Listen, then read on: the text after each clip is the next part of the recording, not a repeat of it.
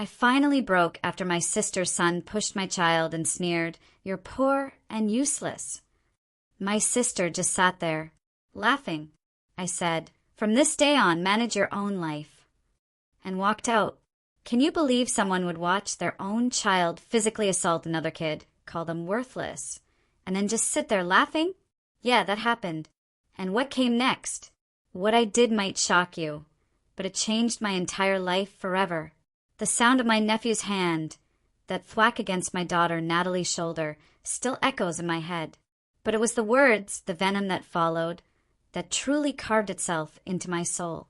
We were in my sister's pristine living room, a place I always felt a little out of place in, And suddenly my 7-year-old stumbled back, tears welling up in her eyes, while my 11-year-old nephew, Mason, sneered at her. "You're broke and worthless. My mom says your family can't afford anything nice." My heart just sank. Natalie looked at me, confused, hurt, silently asking me to fix it, like I always tried to fix everything. And before I could even move, before my brain could process what the hell had just happened, I heard it. Laughter. Not the awkward, nervous kind. This was genuine, amused laughter. My older sister, Vanessa, was on her cream-colored sofa, glass of wine in hand, actually chuckling at her son's cruelty. Her husband, Trevor, stood behind her, a smug smirk plastered on his face like this was some kind of paid dinner theater. Something inside me just went utterly still. I managed to keep my voice low, dangerously quiet. "Vanessa," I said, "your son just pushed my daughter and called her worthless." She waved her hand, dismissively, still smiling. "Oh, lighten up. Kids say things. Mason's just being honest." Honest, the word ripped out of me.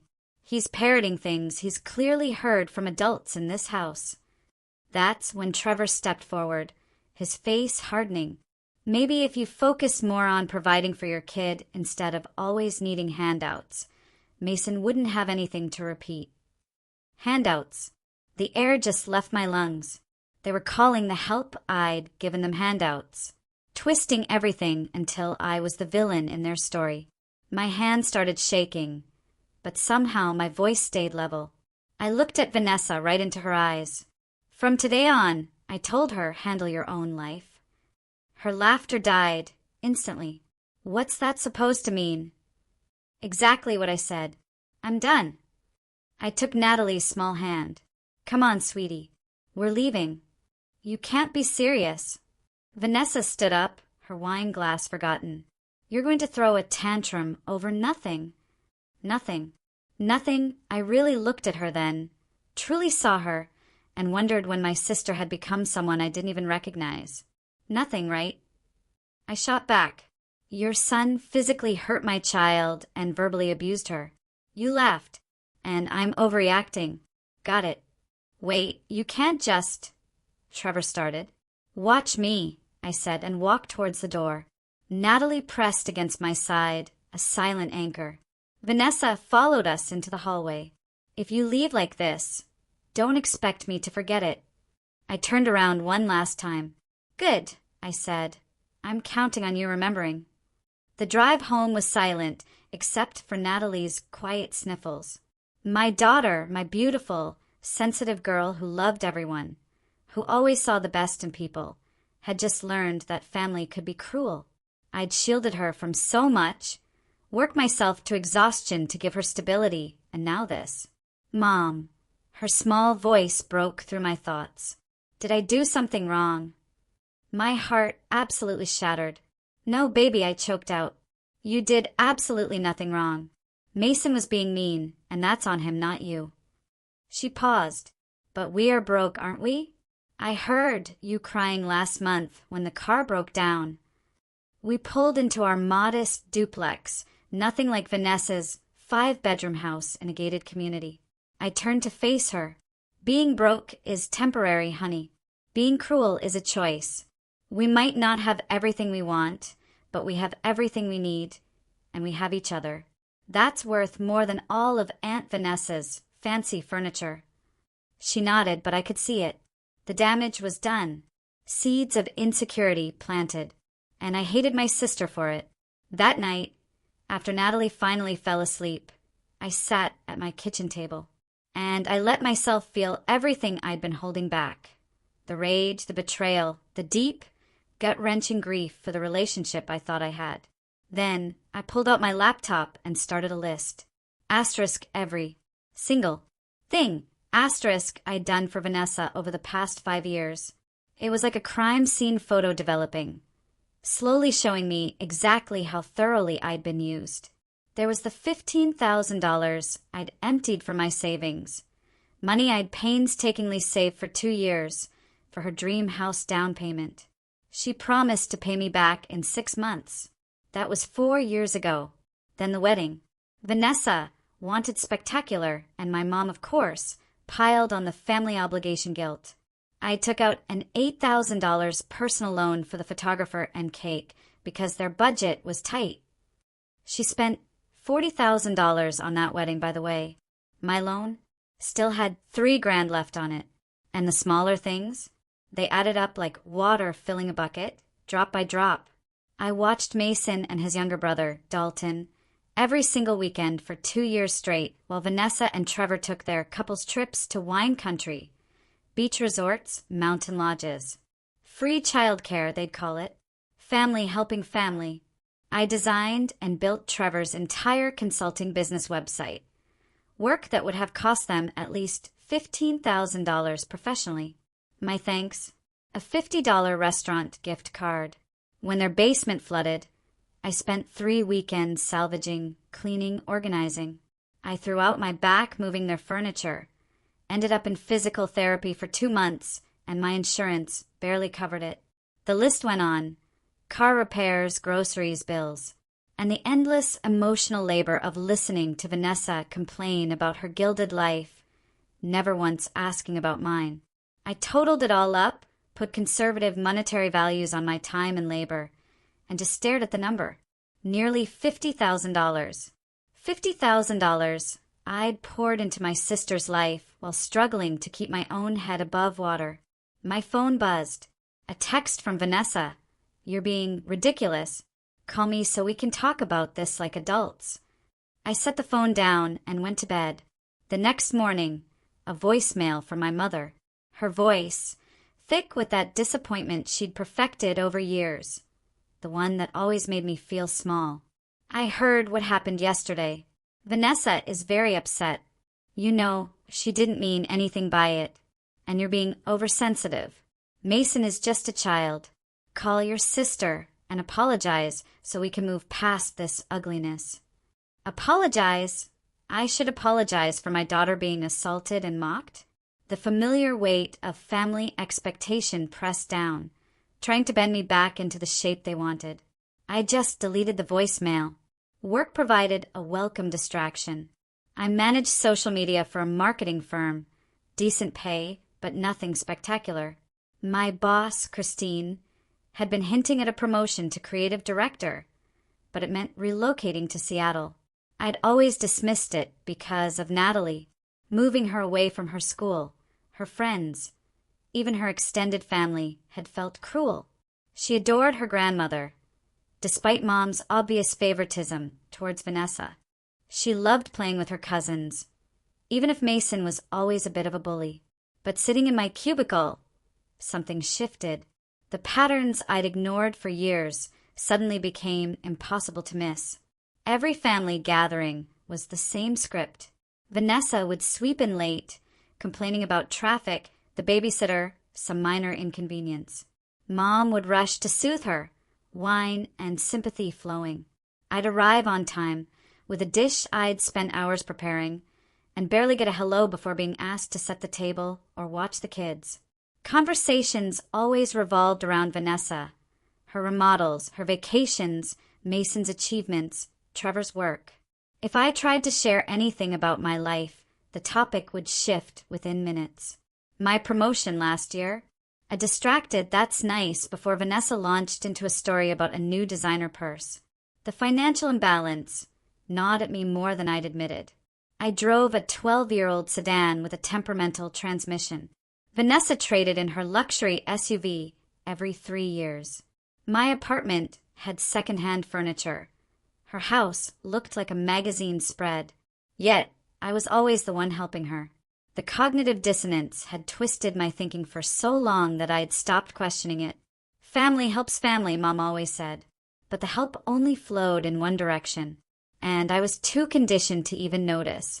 My coworker, Adrian, had pointed it out 6 months ago. She'd overheard me arranging to watch Mason and Dalton again, completely rearranging my weekend for my sister's spa getaway. Does she ever watch your kid? Adrian had asked bluntly. The question had stunned me. She's busy. Trevor works long hours. The boys have activities. So, do you work full-time? Natalie has activities, and you're a single parent. When's your spa weekend? I hadn't had an answer. It had never even occurred to me to ask Vanessa for that kind of help. The thought felt presumptuous, like I'd be overstepping some invisible boundary that only applied to me. Now, staring at my computer screen, Adrienne's question echoed differently. When was my spa weekend? When did anyone in my family consider what I needed, what I wanted, what would make my life easier? The answer was never. I'd been so busy being the reliable one, the helpful one, the one who never caused problems, that I'd erased my own needs entirely. My phone rang. Vanessa's name on the screen. I let it go to voicemail, something I'd never done before. 15 minutes later, a text arrived. Why aren't you answering? I need to talk to you about Thanksgiving. Mom wants you to bring 3 sides this year instead of 2. Also, can you come early to help set up and watch the boys so Trevor and I can pick up the turkey? 3 sides. Early arrival. Free childcare. Not a single question about whether this worked for me, whether I had other plans, whether I might want to actually enjoy the holiday instead of working through it. I typed and deleted 4 responses before settling on something simple. I'll let you know. The response came instantly. What does that mean? Mom's counting on you. Of course she was. Everyone counted on me. That was my role in the family ecosystem. The dependable one who made everyone else's lives easier while her own life remained an afterthought. My desk phone rang. Christine's extension. I picked up, grateful for the interruption. Can you come to my office? Her tone was serious and my stomach dropped. Had I messed something up? I'd been so distracted lately. Christine's office overlooked the city, floor-to-ceiling windows, showing a view I never got tired of. She gestured to a chair. I'm going to be direct, she said. You've been off your game lately. Not bad, but not your usual standard. What's going on? The genuine concern in her voice nearly broke me. When was the last time someone in my family had asked that question and actually wanted to hear the answer? Family stuff, I managed. I'm handling it. The Seattle position is still open, she said, leaning forward. In fact, I've held off filling it because I keep hoping you'll reconsider. You're the best person for this job. Your work is creative, strategic, and you understand our clients better than anyone. But more than that, I think you need this opportunity. A fresh start might be exactly what you need. I have Natalie to think about, I said almost reflexively. Christine smiled gently. Kids are resilient. My daughter was 8 when we relocated from Chicago. She cried for a week, then made 3 new best friends and forgot she'd ever lived anywhere else. I'm not pressuring you. I just want you to know the offer stands, and I think it could be good for both of you. Walking back to my cubicle, her words circled through my mind. Fresh start. The phrase carried weight, possibility, the promise of something different. That evening, I sat down with Natalie and asked her a question I'd never thought to ask before. If we could move anywhere, start completely over, would you want to? She looked up from her coloring book, considering. Would we still see Grandma? We could visit, and she could visit us. Would we have to see Mason? The way she said it, careful and quiet, told me everything. My daughter was afraid of her own cousin. She dreaded family gatherings because of him, and I'd been too caught up in obligation to protect her from it. No, baby, I said, my voice firm. We wouldn't have to see anyone who's mean to you. Then yes, I'd want to move. Her answer was immediate, certain. It crystallized every doubt I'd been wrestling with into pure clarity. I was staying in a situation that hurt both of us because of some misguided sense of duty to people who didn't value us. That night, I made another spreadsheet, not just of what Vanessa owed me, but of what staying was costing me. Every weekend spent babysitting was time I couldn't spend with Natalie. Every dollar given to my sister was money I couldn't save for my daughter's future. Every emotional conversation processing Vanessa's problems was energy I couldn't spend on my own healing. The cost of staying wasn't just financial. It was measured in opportunities missed, self-respect eroded, and teaching my daughter, by example, that her needs should always come last. I opened my laptop and composed an email to Christine. I'd like to discuss the Seattle position in detail. When can we meet? Her response came within 5 minutes, even though it was nearly 9 at night. Tomorrow, 10 a.m. I'm thrilled. The decision felt simultaneously terrifying and inevitable, like stepping off a cliff and discovering I could fly. You look like you're plotting something, my coworker Adrian said, appearing with coffee. The good kind of plotting, or the kind that ends up on the news? I laughed despite myself. The kind where I possibly uproot my entire life. Seattle. She'd heard me mention it before. What changed? I told her the abbreviated version. She listened, her expression shifting from sympathetic to angry. Please tell me you're done with them. So done. I'm just figuring out what that looks like practically. It looks like taking that promotion and getting out of the city. Fresh start, better money, away from toxic people. Seems pretty straightforward to me. She made it sound simple. Maybe it was. The texts from Vanessa escalated throughout the week. First, justifications, explaining how I'd misunderstood. Then anger, accusing me of abandoning family over nothing. Finally, panic. Mom's birthday is in 3 months. You have to come. She'll be devastated if there's drama. I need you to watch the boys. Next Saturday. I have plans. Trevor's company party is coming up and I need help finding a dress. Want to go shopping? Every message got the same response from me. Silence. The real breaking point came when she showed up at Natalie's school. The principal called me at work, her voice tight with professional concern. Miss Carter, your sister is here, trying to pick up Natalie. She's not on the approved list, and Natalie seems uncomfortable. Can you clarify the situation? My blood ran cold.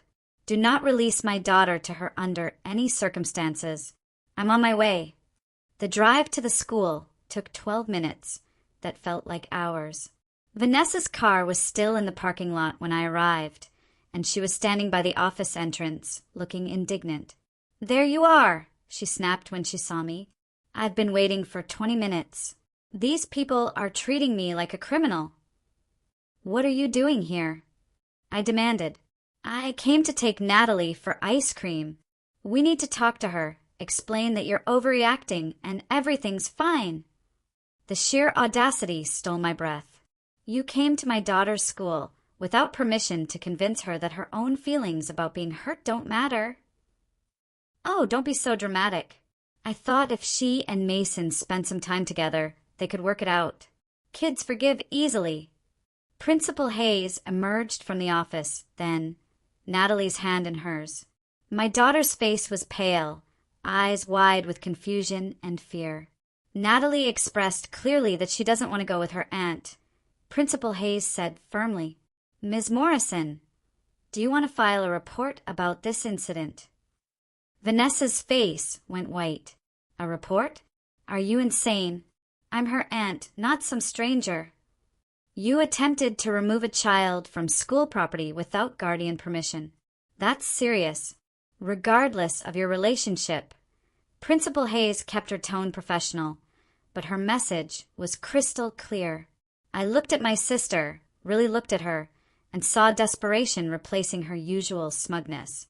Her perfect facade was cracking. I don't want a report, I said quietly. I want you to leave and never come to my daughter's school again. If you show up here one more time, I will file every report possible. You can't keep me from her. I have rights. You have no rights, I told her. None. She's my daughter, and you've proven you can't be trusted around her. I took Natalie's hand from Principal Hayes. Leave now. Vanessa opened her mouth to argue, saw something in my expression, and closed it again. She turned and walked to her car with stiff, angry movements. Principal Hayes touched my shoulder gently. I'll update our security protocols. I'm sorry this happened. In the car, Natalie was quiet for several blocks. Then, why did Vanessa come to my school? Because she doesn't understand boundaries or respect other people's feelings. But she won't do it again. I don't like her anymore, Mom. The simple statement carried so much weight. My daughter had made her own decision about Vanessa, independent of my influence. She'd seen clearly what took me years to recognize. That's okay, baby, I said. You don't have to like everyone, even if they're family.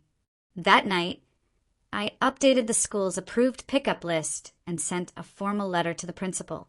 I also changed my voicemail to screen calls and blocked Vanessa's number. They'd go to a filtered folder I could check once a day instead of assaulting me constantly. Trevor called from his office number, clearly hoping I'd answer an unknown number. This has gone far enough, he said without preamble. Vanessa is falling apart. She barely sleeps. She's crying constantly. And she showed up at your daughter's school because she's desperate. You need to talk to her. Showing up at Natalie's school wasn't desperation, Trevor. It was a violation. She tried to take my child without permission to manipulate her into accepting what happened. She just wanted to fix things by teaching Natalie that her feelings don't matter. That when someone hurts you, you should just get over it to make other people comfortable. That's not fixing anything. You're being unreasonable. Families fight and make up. This vendetta you're on is unhealthy. The word vendetta struck a nerve. This isn't a vendetta, Trevor. It's self-preservation. Your wife watched your son physically assault my daughter and laughed. Then she tried to manipulate my child behind my back. These aren't the actions of someone who deserves access to us. Mason's just a kid who didn't know better. He's 11 years old enough to know that hurting people is wrong. The fact that he doesn't tells me everything about what he's learning at home. Trevor's voice hardened. You want to talk about what kids learn at home. Natalie's learning that running away solves problems. That family doesn't matter. That you can just cut people off when they disappoint you. She's learning that she deserves respect. That people who hurt her face consequences. That her mother will protect her, even when it's difficult. If those are the wrong lessons, then I'm fine being wrong. I hung up before he could respond. The next day brought a letter from my mother. Actual, physical mail, instead of a call or text. Her handwriting covered 3 pages. Paragraphs of disappointment and pleading. She wrote about family legacy, about how her own mother had cut off relatives, how painful that had been. She talked about Vanessa's struggles, how hard marriage was, how stressful parenting could be, how I should have more compassion. Not once did she mention what happened to Natalie. Not once did she acknowledge that my daughter had been hurt. The entire letter centered on Vanessa's pain, Vanessa's needs, Vanessa's feelings. I put the letter in a folder with all the financial documentation I'd compiled. Evidence of a pattern that stretched back years. Proof that I wasn't imagining the imbalance. Adrian came over that weekend with wine and takeout. I showed her the letter, the list of money owed, the texts from Vanessa. Your family is something else, she said, shaking her head. The audacity to show up at Natalie's school like that. Trevor called it desperation. Manipulation is what it was. Trying to go around you to get to your kid? That's calculated, not desperate. She was right. Every action Vanessa had taken followed a pattern of escalation designed to force me back into compliance. When ignoring her didn't work, she tried showing up. When that failed, she'd attempted to access Natalie directly. What if I am being too harsh? The doubt crept in despite everything. What if I'm punishing her too severely for one mistake? Adrienne set her wine glass down with a decisive thunk. Stop. One mistake is forgetting your birthday. One mistake is being late to dinner. Watching your kid assault another kid and laughing about it isn't a mistake. It's a character reveal. And trying to take Natalie from school? That's showing you exactly who she is. My mother thinks I'm destroying the family. Your mother enabled a narcissist for 30 years and can't handle the consequences. That's not your problem to solve. The blunt assessment cleared away the fog of guilt that had been clouding my judgment. My family had trained me to accept unacceptable behavior, to smooth over problems, to sacrifice my own well-being for everyone else's comfort. Breaking that training felt like betrayal, but it was actually liberation. I'm taking the Seattle job, I said out loud, making it real. Adrienne's face broke into a huge smile. Finally, when do you leave? 6 weeks, maybe 8. I need to give proper notice, pack, get Natalie enrolled. I'm going to miss you like crazy, but this is the right move. Get out of this toxic city, build something better. Her support meant everything. Having someone validate my choice, confirm I wasn't being cruel or unreasonable, helped quiet the voices in my head that sounded suspiciously like my mother's disappointment. Friday evening, Vanessa showed up at my door. I considered not answering, but Natalie was watching TV and would know someone had knocked. I opened the door, but didn't invite her in. We need to talk, she said. No, we don't. You're being childish. I came here to clear the air. The least you can do is listen. The least I can do is exactly what I'm doing. Nothing. I started to close the door. She stuck her foot in the gap. I'm your sister. You can't just cut me off. Watch me. Move your foot. What do you want? An apology? Fine. I'm sorry. Mason hurt Natalie's feelings. There. Happy. The non-apology was almost impressive in its insincerity. Your son physically pushed my daughter and called her worthless while you laughed. If you think that deserves a casual sorry he hurt her feelings, you're even more disconnected than I thought. Her face flushed. You want to talk about being disconnected? You've been jealous of me our entire lives. I have a successful husband, a beautiful home, and happy kids. You're alone, struggling, and bitter about it. This whole thing is just you lashing out because your life didn't turn out like mine. The words were designed to hurt, pulled from a lifetime of knowing exactly where my insecurities lived. 5 years ago, they would have worked. They would have made me shrink, apologize, beg for forgiveness for daring to have feelings. Instead, I felt nothing but contempt. If this is what success looks like, I said, I'll stick with my struggling, bitter life. At least my daughter knows kindness. Now move your foot before I move it for you. She stepped back, shocked. I shut the door and locked it, listening to her stand there for several minutes before she finally left. Natalie appeared in the doorway. Was that Aunt Vanessa? Yes. I don't want to see Mason anymore. You don't have to, sweetie. I promise. Monday morning, I walked into Christine's office and told her I wanted to discuss the Seattle position. Her face lit up with a smile that told me I'd made the right choice. The details came together faster than expected. The company covered moving expenses, provided a housing stipend for the first 3 months, and the salary increase was substantial. 30% more than I currently made. Enough to finally breathe financially. I gave notice on my duplex, enrolled Natalie in her new school, and started packing. Each box represented a piece of the life I was leaving behind, and I felt lighter with every one I taped shut. My mother called 2 weeks before the move. Vanessa told me you're leaving. Running away won't solve anything. I'm not running. I'm choosing a better life for my daughter and myself. Without even discussing it with your family? That's incredibly selfish. Selfish. I let the word hang there. I've spent 5 years giving Vanessa everything she asked for.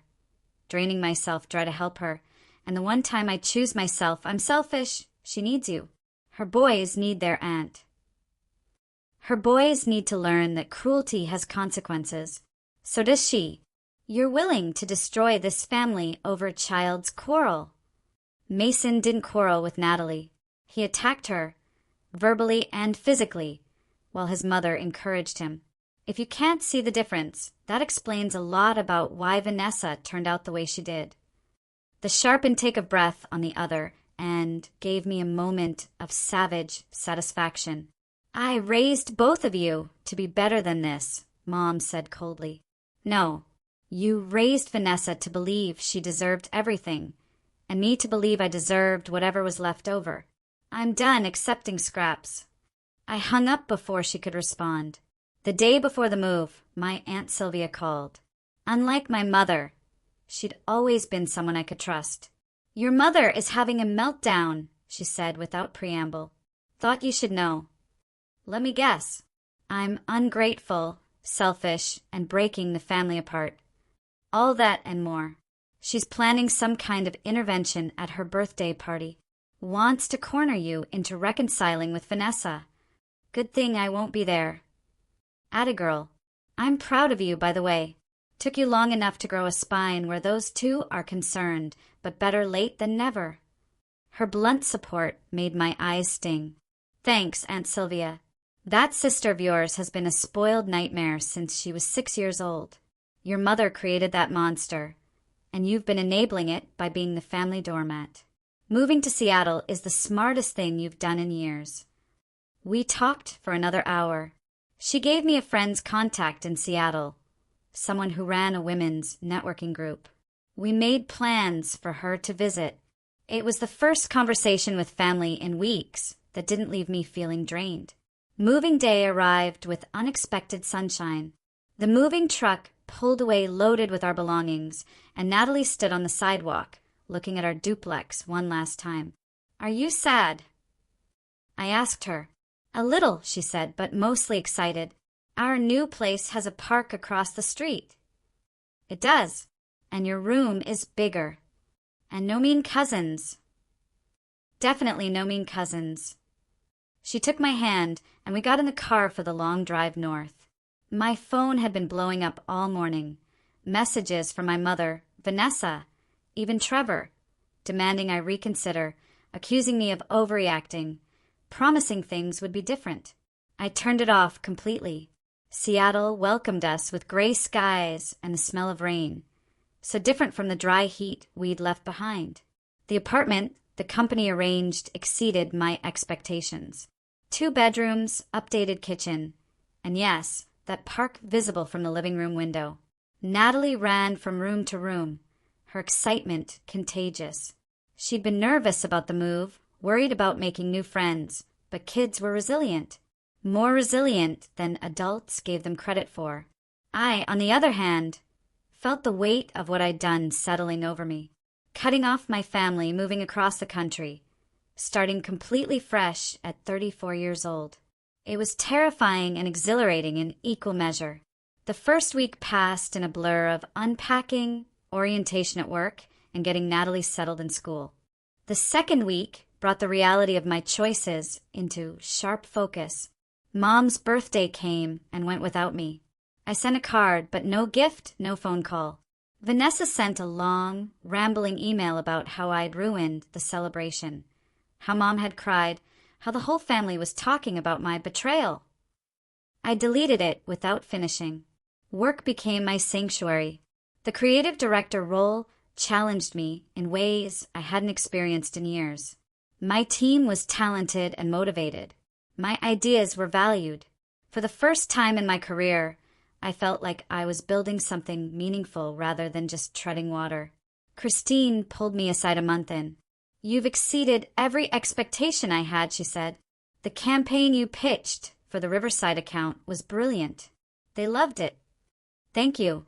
I'm just doing my job. No, she corrected. You're doing exceptional work. I'm glad you decided to make the move. So was I. Every day, that realization grew stronger. Natalie flourished, too. She made friends quickly, joined the school art club, and started smiling more than I'd seen in months. The shadow that had fallen over her after Mason's attack gradually lifted. One evening, about 3 months after the move, she asked if we could video call Grandma. "Are you sure?" I kept my voice neutral. "You know things are complicated right now." "I miss her," Natalie said. "And she didn't do anything wrong." "Not really. It was on Vanessa and Mason." Out of the mouth of children came uncomfortable truths. My daughter was right. My mother had enabled Vanessa's behavior, had pressured and guilted me. But she also loved Natalie in her own flawed way. "Okay," I said. "We can call her." My mother answered on the second ring, her face appearing on the screen with an expression of surprise and hope that made me feel complicated things. "Grandma!" Natalie's joy was genuine. "Oh, sweetheart, I've missed you so much." Mom's eyes were already wet. They talked about school, new friends, the park. I stayed quiet, letting them have their moment. When Natalie ran off to grab a drawing, my mother's attention shifted to me. "You look good," she said quietly. "I feel good. I've been thinking a lot about what you said, about how I raised you both." I waited. Apologies from my mother were rare, and usually came with conditions. "I don't know if I can admit you were completely right," she said, looking away from the camera, "but you weren't completely wrong either. I did favor Vanessa. She was difficult, and it was easier to give her what she wanted than deal with the tantrums. You were easy, so I took advantage of that." The admission shocked me into silence. "I'm not asking you to forgive me, or come back, or reconcile with your sister. I just wanted you to know I heard you." "Thank you," I managed. Natalie returned with her drawing, and the moment passed. After they said goodbye, I sat with what my mother had said, turning it over in my mind like a smooth stone. It wasn't enough to fix everything. Years of damage couldn't be undone with one conversation. But it was something, a crack in the foundation of denial that had supported our family dynamics for decades. 2 months later, I got an unexpected email. Trevor, of all people, writing a lengthy message that started with an apology and ended with a request. Their marriage was in trouble, he wrote. Vanessa had been spiraling since I left. Drinking more, shopping compulsively, picking fights constantly. She'd been fired from her part-time job. Mason's behavior at school had deteriorated to the point where they'd been called in for multiple bullying conferences. "I know we don't deserve your help," he wrote, "but I don't know what else to do. She won't listen to me. She needs her sister." I read it 3 times, feeling that old, familiar pull of family obligation try to hook into my chest and drag me back. Then I wrote a response.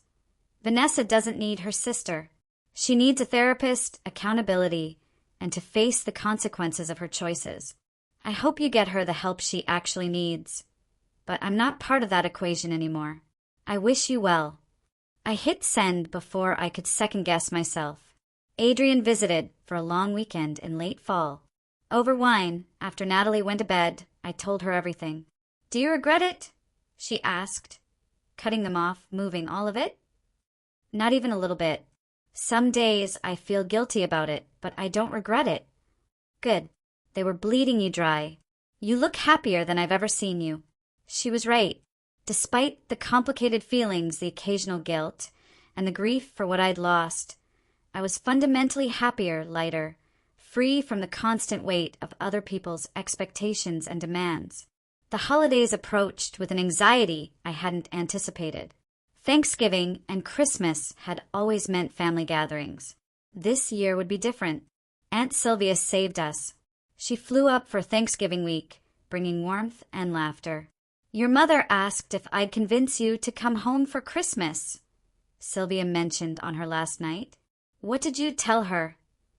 "That you are home, and she's welcome to visit if she can behave herself." I hugged my aunt tightly. "Thank you for always being in my corner." "Girl, someone had to be. Your mother loves you. She's just terrible at showing it. Vanessa, on the other hand, only loves herself." The blunt assessment made me laugh, despite its harsh truth. Christmas came with an unexpected gift. My mother booked a flight to Seattle without telling me. Just showed up at my door on Christmas Eve with a suitcase and a nervous expression. "I should have called," she said, "but I was afraid you'd say no." Natalie squealed with delight and dragged her grandmother inside. I stood there, processing, trying to decide how I felt. Over the next 3 days, my mother and I had more honest conversations than we'd managed in my entire adult life. She told me about her own childhood, raised by a critical mother, how she'd learned to manage through appeasement. "Then you came along," she said, "and you were so easy in comparison. You slept through the night, you rarely fussed, and I took advantage of that. I let Vanessa get away with murder because dealing with her was exhausting, and I let you handle too much too young because you were capable." "I needed a mother, not a job as Vanessa's handler," I said quietly. "I know I failed you. I'm trying to do better now, but I understand if it's too late." "It's not too late for you and Natalie. For us? I don't know. We're going to have to rebuild from scratch, and that means boundaries." "What kind of boundaries?" "No guilting me about Vanessa. No pressure to reconcile. No using Natalie as leverage. If you can't respect those, you can't be part of our lives here." She nodded slowly. "I can do that. I want to do that." Time would tell if she meant it, but it was a start. After Mom left, I felt settled in a way I hadn't since the move. The last thread of unfinished business had been addressed, not perfectly, but adequately. Work continued to exceed expectations. 6 months in, I was promoted again, this time to senior creative director, overseeing multiple teams. The salary increase was substantial, and for the first time in my adult life, I had savings that actually accumulated instead of being drained by emergencies or family obligations. Natalie turned 8 with a birthday party full of new friends, her laughter echoing through the park. Watching her blow out candles, I thought about what her life would have looked like if we'd stayed, the constant comparison to Mason and Dalton, the subtle and not so subtle messages that she was less than, the financial stress that would have limited her opportunities. This life wasn't perfect. We still had hard days. Money was still sometimes tight, and I occasionally felt the ache of severed family connections. But it was ours, built on our terms, free from toxicity and obligation that poisoned everything it touched. A year after the move, Vanessa sent one final message. "I get it now. You're not coming back. I won't say I understand why you threw away your family over nothing, but I'm done trying to convince you. Mom says you're happy in Seattle. I hope it was worth it." I stared at those words for a long time. Over nothing. She still couldn't see it, couldn't grasp what she'd done or why it mattered. Maybe she never would. I typed a response, then deleted it, then another. Finally, I settled on something simple. It was worth everything. "I wish you well, Vanessa. I really do, but I'm exactly where I need to be." I hit send and blocked her number. That chapter of my life was closed. Months later, standing at my office window, looking out at Seattle's skyline with rain streaking the glass, I thought about the woman I'd been when I arrived. Scared, uncertain, carrying wounds that hadn't fully healed. That version of me seemed like someone I'd known a long time ago. Christine appeared at my door. "Got a minute?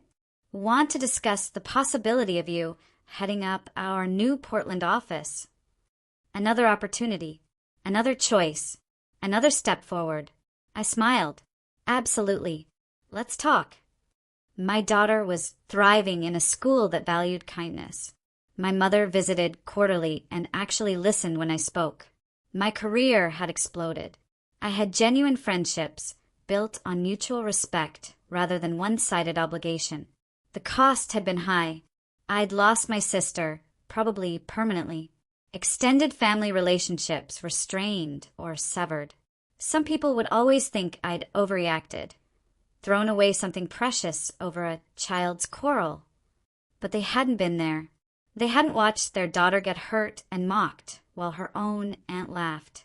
They hadn't spent years being drained dry by people who took everything and gave nothing back except judgment and contempt. I'd walked away from people who saw me as a resource to exploit rather than a person to value. That wasn't loss. That was liberation. My phone buzzed with a text from Natalie's school.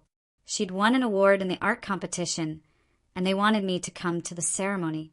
I grabbed my coat, told Christine we'd continue our discussion later, and headed out into the rain. This life, the one I'd built from scratch by choosing myself, was worth every difficult moment it had taken to get here. Some bridges needed to burn to light the way forward. I had no regrets. Have you ever been stuck in a family dynamic that just felt like it was draining the life out of you? Or maybe you've had to make a tough choice for your own well-being, even if it meant letting go of people you thought you'd always have? I'd love to hear your stories and your thoughts down in the comments below. What would you have done in my place? Let's talk about it.